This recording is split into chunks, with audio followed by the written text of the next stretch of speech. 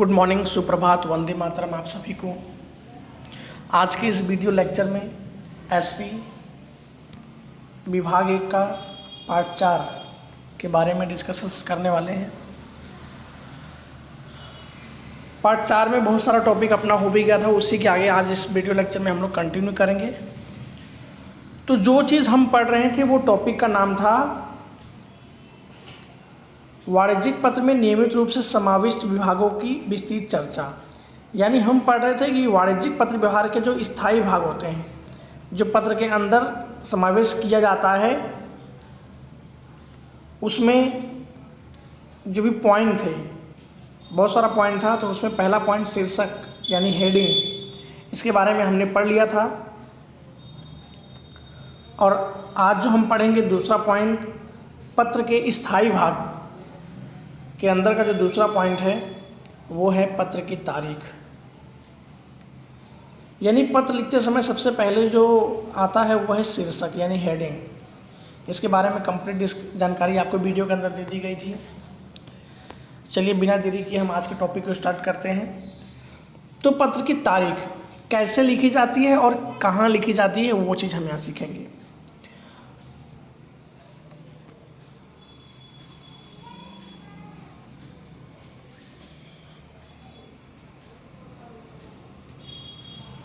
वाणिज्यिक पत्र व्यवहार के ढांचे में दूसरा महत्वपूर्ण भाग पत्र की तारीख है।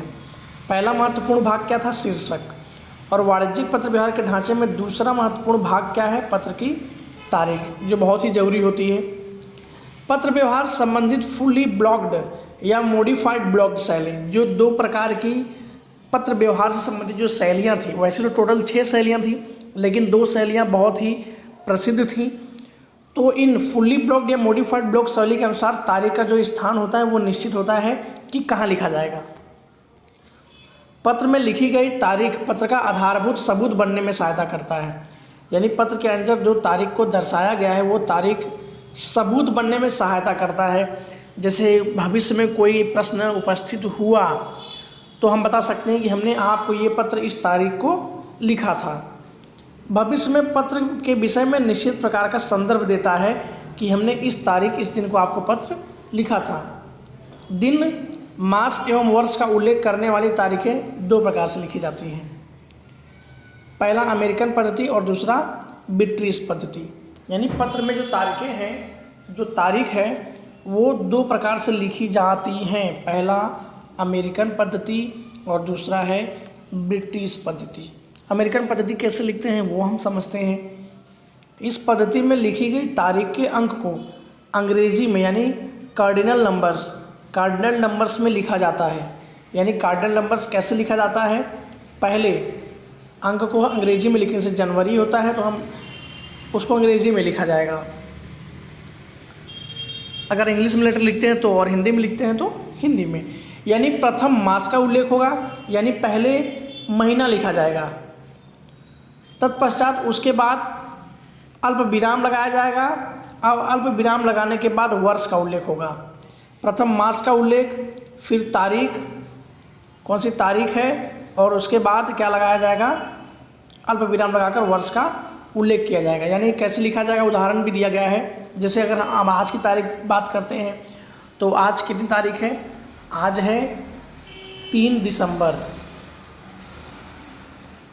तो 3 दिसंबर की तारीख हम कैसे लिखेंगे? अगर हम हिंदी में लिखते हैं तो पहले हम मास लिख लेंगे, दिसंबर 3, फिर कॉमा लगाएंगे 2020। इस तरह से तारीख लिखी जाएगी अमेरिकन पद्धति में। फिर ब्रिटिश पद्धति, इस पद्धति में लिखे जाने वाली तारीख के अंक को अंग्रेजी में ऑर्डिनल नंबर में लिखा जाता है। जैसे ऑर्डिनल नंबर क्या होता है? ये होता है फर्स्ट लिखते हैं, फिर ऊपर सेकंड लिखते हैं, फिर 3 लिखने के बाद ऊपर आरडी लगाते हैं, थर्ड। ये ऑर्डिनल नंबर होता है, जबकि इसमें कार्डिनल नंबर्स में ऐसा नहीं था। तो इस पद्धति में पहले तारीख लिखी जाती है, यानी ब्रिटिश पद्धति में पहले तारीख लिखी जाएगी, जबकि अमेरिकन में पहले महीना लिखा जाता था।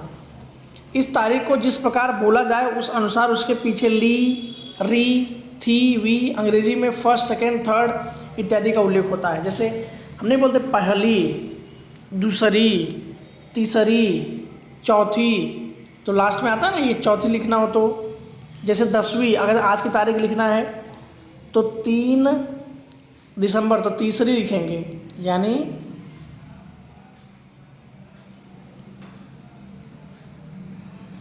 दिसंबर, कोमा लगाएंगे और वर्ष लिख देंगे। तो इस तरह से ब्रिटिश पद्धति का भी उल्लेख किया जाता है। और कुछ और भी पॉइंट दिया गया है। एक बात को विशेष याद रखना है कि मास का नाम पूरा लिखना चाहिए। जैसे जो आप महीना लिखोगे उसे पूरा लिखना। अगर आप जनवरी लिखते हो तो पूरा लिखिए, न कि आप ऐसा लिखिए, ऐसा गलत माना जाएगा। अगर आप जन लिख के कॉमा लगाते हो तो गलत है, ये सही है। मास का नाम को पूरा लिखना है। जैसे जनवरी के लिए जन या फरवरी के लिए फर, ऐसा नहीं लिखा जाएगा, ऐसा गलत माना जाएगा। उसी प्रकार वर्ष की सूचना संपूर्ण 4 अंकों में देना योग्य रहता है। जैसे आप वर्ष लिखते हो 2000, अगर 20 लिखते हो 2020 पूरा लिखिए, तो ये सही माना जाएगा। आप अगर ऐसा लिखते हैं तो ये पत्र की दृष्टि से गलत माना जाएगा। जैसे कि 2016 के बदले मात्र 16 ही नहीं लिखना चाहिए, ये गलत माना जाएगा। उसी प्रकार हम लोग तारीख कैसे लिख देते हैं 22, फिर ऐसा बड़ी सी लिटी खींचकर 2020 ऐसा लिख देंगे, गलत माना जाएगा। कुछ लोग डैश कर देते हैं पत्र में, इस तरह से तारीख लिखते हैं, ये भी गलत माना जाएगा। यानी उसी प्रकार 22/1/2016 या 22-1/2016 लिखना भी वाणिज्यिक पत्र हेतु अयोग्य कहा जाएगा, ये योग्य नहीं है। यानी तारीख आपको कैसे लिखनी है, या तो आप ऐसे लिखिए ब्रिटिश पद्धति में, या तो आप अमेरिकन पद्धति में इस तरह से लिखिए। ओके, अब है नेक्स्ट टॉपिक आंतरिक पता।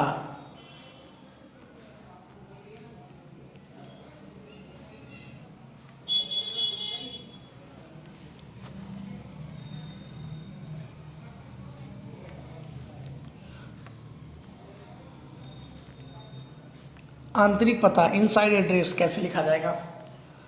पत्र के इस भाग में पत्र प्राप्तकर्ता का पता लिखा जाता है। यानी आंतरिक पता में पत्र जो प्राप्त करेगा उसका पता लिखा जाता है। यहाँ पता हाशिया को छूकर तारीख से एक लाइन छोड़कर लिखा जाना चाहिए। यानी मान लीजिए कि अगर तारीख यहाँ लिखी जाती है तो हाशिया को छोड़ते हुए एक लाइन छोड़कर इनका पता उसी के सामने लिखी जाएगी। आंतरिक पते के लिए विशेष से सर्वसामान्य सूचना की तरफ जाने का क्रम बना रहना चाहिए और योग्य रूप से विराम चिन्हों का उपयोग करना चाहिए। जब आंतरिक पता लिखा जाएगा तो पहले नाम के बाद फिर कॉमा लगाएंगे, फिर उसी के नीचे एड्रेस, फिर उसी के नीचे शहर का नाम, फिर पिन कोड, ऐसे एक मतलब एक ढांचा बनाया गया, उसी ढांचे में योग्य रूप से आपको पता लिखना चाहिए।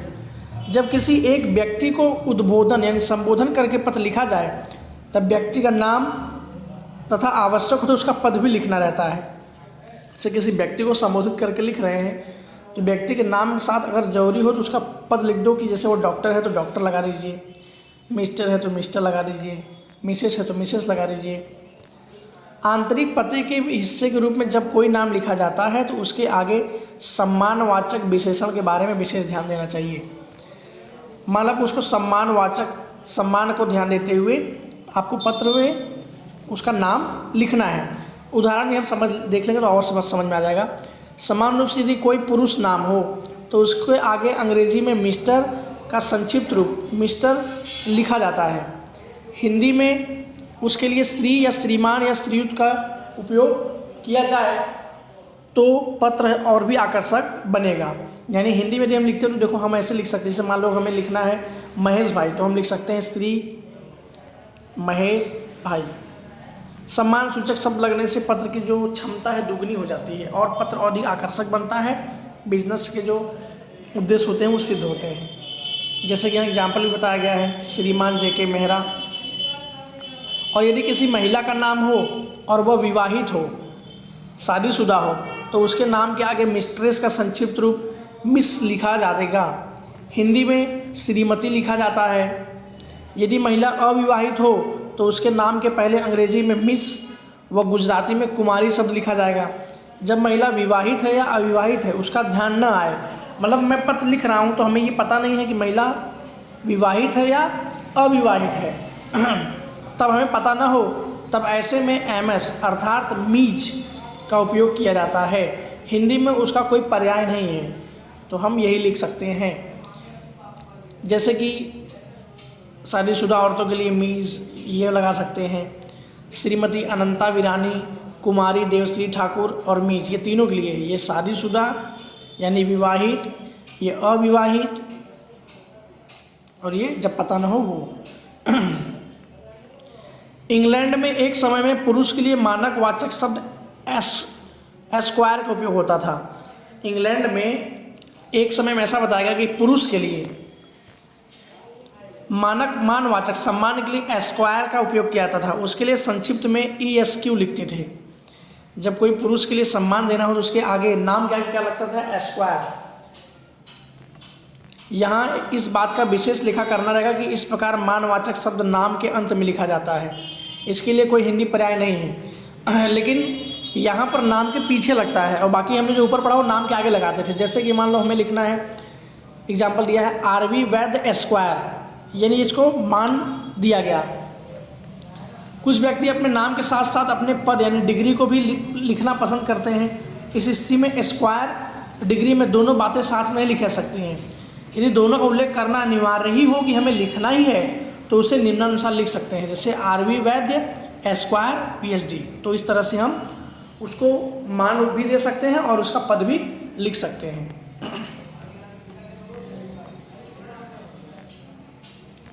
कुछ व्यक्ति उन्हें प्राप्त मान सूचक प्रतिष्ठा, पदवी या उपाधि के नाम से पहले उल्लेख करना पसंद करते हैं। यदि पदवी या उपाधि अर्थात doctor, professor, sir, Padmashri, captain, colonel इत्यादि ऐसी स्थिति में उनके नाम के आगे इस प्रकार लिखी जा सकती है। कुछ व्यक्ति जो होते हैं वो मान सूचक प्रतिष्ठा अपने नाम के आगे लगाना पसंद करते हैं, जैसे डॉक्टर उजर्स ध्रुव, सर रविंद्र जाडेजा, प्रोफेसर निलय मेड़।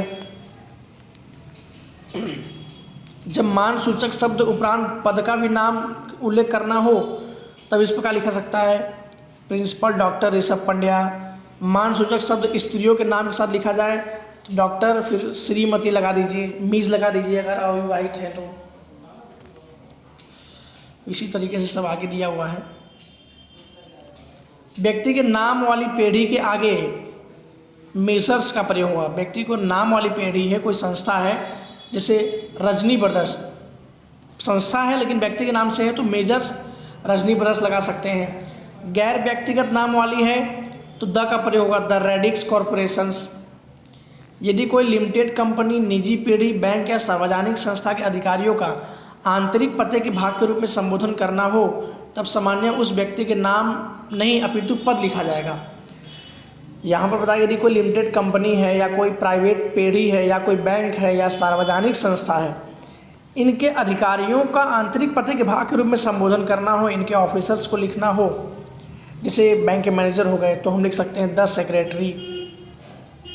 जैसे मैनेजर हो गए state bank of India Navrangpura के तो नाम नहीं तो लिख दीजिए द मैनेजर, क्योंकि एक ही मैनेजर होंगे ना इस जगह पे। Navrangpura Ahmedabad state bank of India के तो हम उनका सीधा पद लिख सकते हैं द मैनेजर श्री। जैसे स्कूल का आता है तो नाम के साथ कभी कभी ना आकर द प्रिंसिपल से आ सकता है। उम्मीद है कि आपको ये वीडियो ज़रूर समझ में आया होगा। यदि आपको मेरा वीडियो अच्छा लगा हो, पसंद आया हो तो प्लीज़ अपने दोस्तों में शेयर कर दीजिए। वीडियो को ज़्यादा से ज़्यादा अपने दोस्तों में शेयर करिए। चैनल को लाइक कर लीजिए, सब्सक्राइब कर लीजिए, जिससे आपको और चैनल को नोटिफिकेशन बेल आइकॉन भी दबा लीजिए, जिससे आपको न्यू नोटिफिकेशन मिलता रहे।